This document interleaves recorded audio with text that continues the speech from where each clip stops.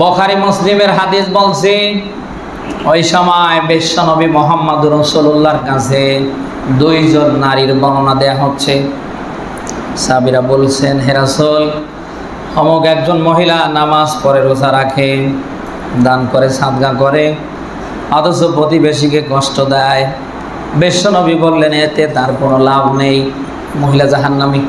আপনি কি বুঝলেন এই হাদিস থেকে? প্রতিবেশীকে যদি কষ্ট দেন, আপনার অত্যাচারে যদি প্রতিবেশী কষ্ট পায়, আপনি যদিও নামাজি হন, যদিও রোজাদার হন, আপনি যত ভালো কাজই করেন, এখানে লাভ নেই, কোনো কল্যাণ নেই। আপনাকে আমার আল্লাহ জাহান্নামের আগুনে জ্বালাবে। কোথায় বলেন? আজ এই বাংলাদেশে আমরা দেখতে পাই অনেক মানুষ আছে যারা প্রতিবেশীকে কষ্ট দিতে মোটেও পরোয়া করে না। মেসকাতের একটা হাদিস বলছে, আল্লাহর নবী বলেন, ওয়াহসিন ইলা জারিকা তাকুম মুমিনা। নবীজি বলেন, যদি মুমিন হতে চাও, ইমানদার হতে চাও, তাহলে প্রতিবেশীর সাথে ভালো ব্যবহার করো।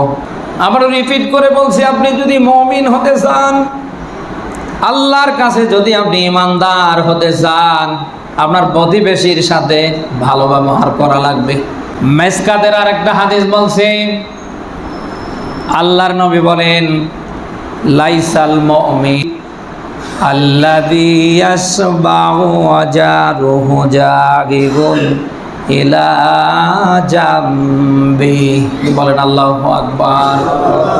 নবীজি বলেন, ওই ব্যক্তি মুমিন না যে নিজে পেট ভরে খায়, যে নিজে পেট ভরে খায় আর প্রতিবেশীকে না খেয়ে রাখে, এই ব্যক্তিও মুমিন না। এ কথা আমার না রাসূলের? আরো জোরে বলেন। আবারও হাদিসটা বলছে, নবীজি বলেন, লাইসাল মুমিন, সে মুমিন না, মুমিন না যে নিজে পেট পুরে খায় এবং তার প্রতিবেশীকে না খেয়ে রাখে। এরকম মানুষের দেশে কম না বেশি? নিজে এই খায় সেই খায়, অথচ প্রতিবেশী সপ্তাহ চলে যায় একটা ব্রয়লার মুরগি কিনতে পারে না, মাস চলে যায় হাফ কেজি গরুর গোস্ত নিয়ে এসে খেতে পারে না। এরকম প্রতিবেশীও আমাদের সমাজে আছে না নেই? বলেন, আছে না নেই? নিজে পেট পুরে খাবেন আর প্রতিবেশী না খেয়ে থাকবে, এর নাম ইসলাম না। এটা আল্লাহ পছন্দ করেন না। ওই সময় বিশ্বনবী মুহাম্মদুর রাসূলুল্লাহ আবু যর গেফারিকে ডাক দিয়ে বলছিলেন, আবু যর, বাড়িতে যখন তরকারি রান্না করবে বেশি করে পানি দেবে, তরকারিতে বেশি পরিমাণে ঝোল বাড়িয়ে নেবে, প্রতিবেশীকে একটু ঝোল হলেও যেন তুমি পৌঁছে দিতে পারো। সুবহানাল্লাহ। আদর্শ আমরা কত কিছু নিয়ে এসে খাচ্ছি।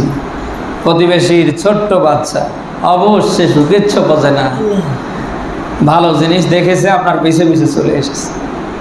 আপনি কিসের ওর হাতে দেন, একটু দেন ভাই, আপনার বাচ্চাদেরকে বেশি খাওয়ান, ওরে হালকা একটু দেন, আপনি তাও দেন না, নিয়ে যে রাখলেন গোপন জায়গায়। ওই বাচ্চা যতক্ষণ আছে ততক্ষণ আর বেরো করছে না। মাথায় রাখবেন, দিয়ে ধন বুঝে মন কেড়ে নিতে। বলেন, দিয়ে ধন বুঝে মন কেড়ে নিতে। আল্লাহ দিয়েছে বিধায় আপনার শত শত বিঘা জমি হয়েছে, আল্লাহ দিয়েছে বিধায় আপনি আজকে লক্ষ লক্ষ টাকার মালিক হয়েছেন, আল্লাহ দিয়েছে বিধায় একতলা, দুইতলা, তিনতলা, 9 তলা ফ্ল্যাট করছেন, আল্লাহ দিয়েছে বিধায় যেখানে হাত দিচ্ছেন শুধু বরকত আর বরকত। যে আল্লাহ দিয়েছে সে আল্লাহ কি নিতে পারে না? বলেন, পারে না? এই জন্য দিয়ে ধন বুঝে মন কেড়ে নিতে কোনো সময় লাগে না। নদীর একুল ভাঙ্গে উকুল করে, এই তো নদীর খেলা। সকাল বেলার বাদশারে তুই ফকির সন্ধ্যাবেলা। আমরা এমন কিছু আচরণ নিজের ভিতরে তৈরি করবো না যেগুলি দেখে আল্লাহ যেন নারাজ না হয়। কি ভাই, আমরা প্রতিবেশীর প্রতি সহনশীল হতে পারি তো?